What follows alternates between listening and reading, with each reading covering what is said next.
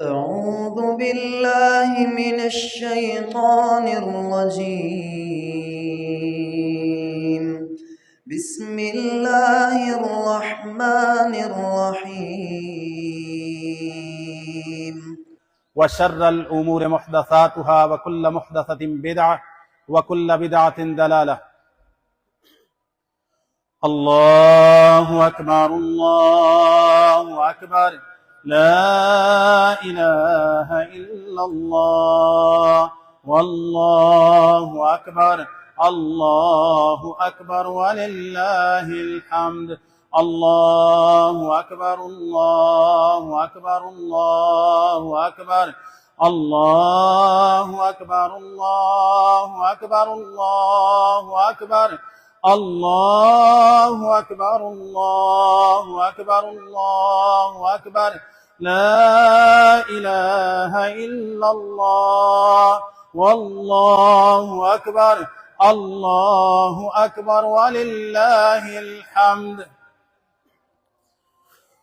ہر قسم کی حمد و ثنا اللہ رب العالمین کے لیے ہے جو ہم سب کا خالق مالک رازق اور مدبر ہے، اور پھر لاکھوں کروڑوں درود و سلام ہوں اس ہستی اقدس و مقدس پر کہ جن کا نام نامی اسم گرامی محمد الرسول اللہ صلی اللہ علیہ وآلہ وسلم ہے. نبی رحمت صلی اللہ علیہ وسلم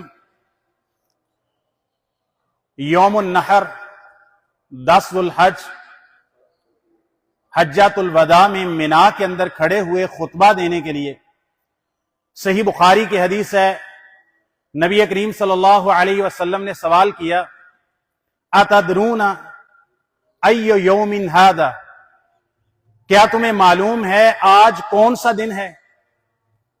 صحابہ کہتے ہیں ہم نے سمجھا رسول اللہ صلی اللہ علیہ وسلم اسے کوئی نیا نام دیں گے.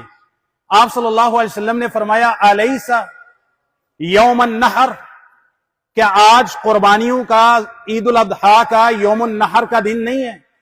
صحابہ نے کہا بلا یا رسول اللہ صلی اللہ علیہ وسلم.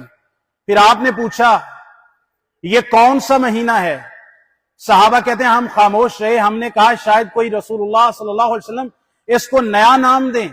آپ نے فرمایا الیس بذی الحجہ، کیا یہ ذو الحج کا حرمت والا مہینہ نہیں ہے؟ پھر آپ صلی اللہ علیہ وسلم نے فرمایا ان دماءکم واموالکم واعراضکم علیکم حرام کحرمت یومکم ھذا وفی شہرکم ھذا وفی بلدکم ھذا. لوگوں یاد رکھو تمہارے خون، تمہاری جانیں، تمہارے مال، تمہاری عزت و آبرو ایک دوسرے کے اوپر حرام ہے، جیسے آج کے دن کی حرمت میں حرام ہے، جیسے اس شہر مکہ کے اندر حرام ہے، اور جیسے اس مہینے ذو الحج کے اندر حرام ہے. ایسے ہی تمہاری مسلمانوں کی ایک دوسرے کے اوپر مال، جان، عزت اسی طرح حرام ہے، اور اسی طرح اس کی حرمت ہے جیسے اس کی حرمت اس شہر میں ہے، اس مہینے کے اندر ہے. اور آج یوم النحر کے حرمت والے بڑے دن کے اندر جس طرح تم اس کی حرمت اور احترام کا خیال رکھتے ہو، باقی تمہاری عزت، آبرو، مال، جان ایک دوسرے کے اوپر ایسے ہی سارا سال حرام ہے، ہمیشہ کے لیے حرام ہے. پھر نبی کریم صلی اللہ علیہ وسلم نے فرمایا ان کل شیء من امر الجاہلیت موضوع تحت قدمی، یہ ہے آج کے دن کا پیغام. آپ صلی اللہ علیہ وسلم نے فرمایا یہ یوم النحر کو اور اس سے پہلے خطبہ حج عرفات میں فرمایا. آپ نے فرمایا جاہلیت کے جتنے بھی رسم و رواج تھے آج میں محمد صلی اللہ علیہ وسلم نے ان کو اپنے پاؤں تلے روند کے رکھ دیا ہے، ان کو کالعدم قرار دے دیا، ان کی کوئی حیثیت نہیں. جاہلیت کا زمانہ لد گیا، چلا گیا. اب اسلام ہے، اسلام کے ثقافت، تہذیب، رسوم و رواج چلیں گے. جاہلیت کے سارے معاملات، جھگڑے ختم کر دیے. آپ نے فرمایا خون کا جھگڑا سب سے پہلے ہوتا ہے. آپ نے فرمایا سب سے پہلا خون جاہلیت کا، جسے آج میں رائے گاں قرار دیتا ہوں، اس کا کوئی بدلہ قصاص نہیں لیا جائے گا. آپ صلی اللہ علیہ وسلم نے فرمایا اپنے گھر کے ربیہ بن حارث بن عبد المطلب کا میں خون آج رائے گاں قرار دیتا ہوں. رسول اللہ کے چچا کا بیٹا تھا. کہا کہ وہ چھوٹا بچہ تھا، دودھ پیتا، جب بنو حارث بن بکر کے اندر دودھ پی رہا تھا تو حسیل قبیلے نے اس کو قتل کر دیا. یہ بدلہ چلا آ رہا تھا, انتقام چلا آ رہا تھا, ابھی تک لیا نہیں گیا. میں اپنے گھر کے اس بچے کا خون آج معاف کرتا ہوں. پھر آپ صلی اللہ علیہ وسلم نے فرمایا زمانہ جاہلیت کے جو سود کے لین دین تھے آج سارے قلعدم قرار دیتا ہوں. سب سے پہلا سود اپنے چچا عباس کا, جو زمانہ جاہلیت کے اندر اسلام سے پہلے انہوں نے کسی سے لینا تھا, میں محمد صلی اللہ علیہ وسلم اپنے چچے کا, جس میں میرا چچا اس سود کا لیندار تھا, میں اس کو رائے گاں قرار دیتا ہوں. اس میں عباس ابن عبد المطلب کو کچھ بھی نہیں ملے گا. سارے حرام طریقے, سود, خون, قتل و غارت جو بھی زمانہ جاہلیت کے اندر ہوتی تھی میں نے آج رائے گاں قرار دے دی ہے اور اپنے پاؤں تلے روند کے رکھ دی ہے. اس پیغام سے کیا ملتا ہے؟ یوم النحر کا پیغام دیتا ہے قربانی کرنے سے پہلے, جانور کے گردن پہ چھری چلانے سے پہلے کیا ہم جاہلیت کے رسوم و رواج کو, لڑائی جھگڑا, حسد, بغض, کینہ, رشتہ داریوں کے اندر دوریاں, یہ سارے کے سارے جھگڑے آج اپنے پاؤں تلے روند کے محمد کریم صلی اللہ علیہ وسلم کی سنت کے مطابق پھر جا کے جانور کو ذبح کرنے کے لیے تیار ہے؟ آج کے دن کا پیغام یہ ہے. اور دوسری بات, سیدنا و نبینا و رسولنا و حبیبنا و خلیلنا و خلیل رب العالمین سیدنا ابراہیم علیہ السلام کی قربانیوں کو یاد رکھنا ہے. اللہ تعالیٰ نے ابراہیم علیہ السلام کو کہا اسلم. آج کے دن کا پیغام ہے ابراہیم علیہ السلام سے کوئی تعلق, وابستگی, قلبی روحانی جذبہ پیدا کیجئے کہ میں ابراہیمی ہوں. فرمایا اسلم, ابراہیم مطیع اور فرما بردار ہو جا. سیدنا ابراہیم علیہ السلام نے فرمایا اسلمت لرب العالمین, میں تمام جہانوں کے لیے نا ساری کائنات کو چھوڑ کے رب کے حکموں کے سامنے مطیع اور فرما بردار ہو گیا. وَإِذِ ابْتَلَىٰ إِبْرَاهِيمَ رَبُّهُ بِكَلِمَاتٍ فَأَتَمَّهُنَّ, اللہ تعالیٰ نے ابراہیم علیہ السلام کو کچھ باتوں میں آزمایا, امتحان لیا. ابراہیم علیہ السلام نے اللہ کی ساری باتوں کو پورا کر دیا. اللہ تعالیٰ نے اس کے انعام کے طور پر کہا انی جاعلک للناس اماما, اے پیارے ابراہیم ہم آپ کو سارے لوگوں کا امام اور پیشوا بناتے ہیں. ابراہیم علیہ السلام نے فرمایا وہ من ذریتی, اللہ میری اولاد میں بھی امامت چلے گی. اللہ تعالیٰ نے فرمایا ہاں, مفہوم اس کا یہ ہے آپ کی اولاد میں بھی امامت چلے گی.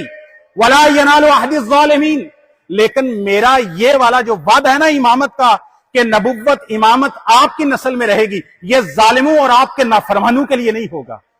ابراہیم علیہ السلام کی چاہے کوئی اولاد میں ہو, ان کی نسل میں ہو, لیکن اللہ تعالیٰ کا فرما بردار نہ ہو, اللہ تعالیٰ کا وعدہ اس کے ساتھ نہیں. تیسری بات, ابراہیم علیہ السلام نے, اللہ تعالیٰ نے حکم دیا, سورہ الحج کی آیت ہے, بیت اللہ بنا دیا. سارا واقعہ آپ جانتے ہیں. بیت اللہ ادھر تو مکہ شہر کے اندر کوئی نہیں رہتا, وہ تو جنگل بیابان ہے. ایک کوٹھا, ایک گھر تعمیر کر دیا. اب وہاں کون آئے گا, نماز کون پڑھے گا, بیت اللہ کا طواف کون کرے گا؟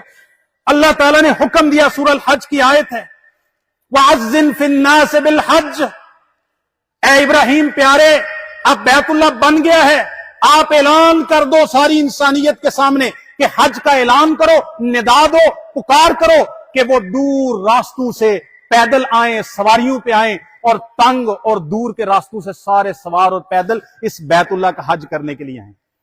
مفسرین لکھتے ہیں ابراہیم علیہ السلام یا تو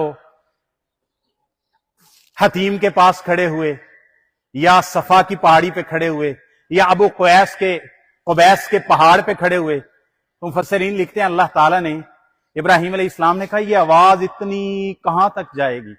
سبحان اللہ, ابراہیم علیہ السلام نے آواز دی, ندا دی, حج کی اذان دی. سبحان اللہ, 4000 سال گزر گئے ہیں. ابراہیم علیہ السلام کی اس ندا کو صحراؤں میں, جنگلوں میں, آج پورے عالم کے اندر ابراہیم علیہ السلام کی وہ ندا پہنچ گئی.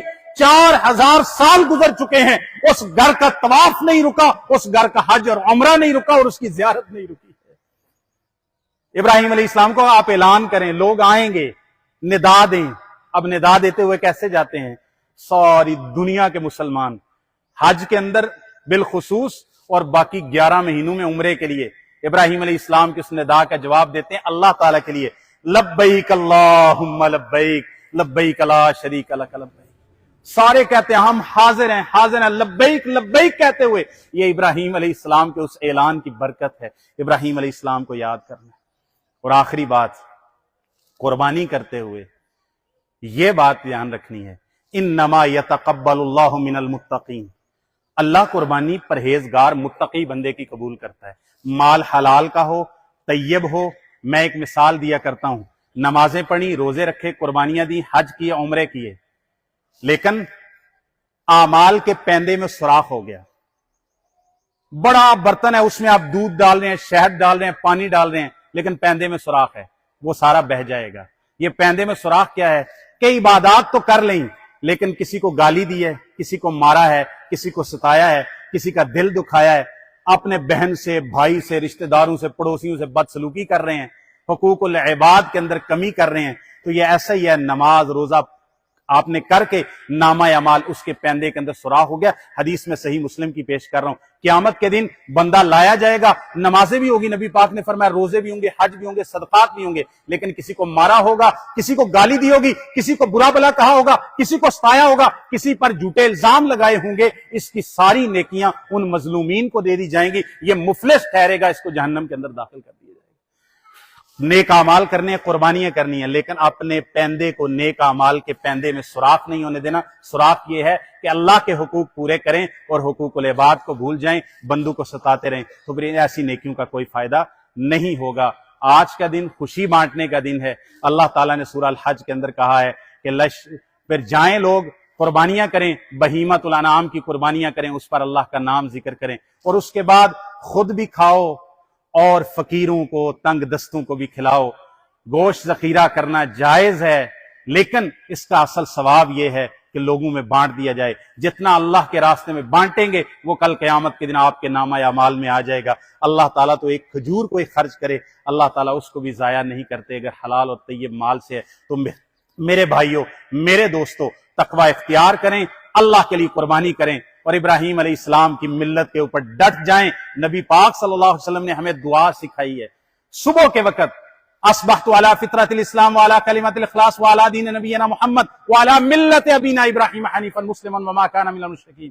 صبح کے وقت بھی کہا کہ آپ نے اقرار کرنا ہے اللہ کی توحید کا، محمد صلی اللہ علیہ وسلم کے دین کا اور ملت ابراہیم کا. اور شام کو بھی آپ نے اقرار کر کے سونا ہے کہ میں ملت ابراہیم کے اوپر سو رہا ہوں. ملت ابراہیم کی پابندی کیجیے، جو توحید ہے، شرک کو، ہر طرح کے جلی اور خفی شرک کو چھوڑ دیں، رشتہ داروں کے ساتھ اس نے سلوک کریں، اپنی ساری لڑائی جھگڑے حسد بغض کینے ختم کر دیں، مسلمانوں کے لیے دعا کریں. اللہ تعالی ہمارے اعمال صالحہ قربانیاں سب کی قبول فرمائے. وما توفیقی الا باللہ.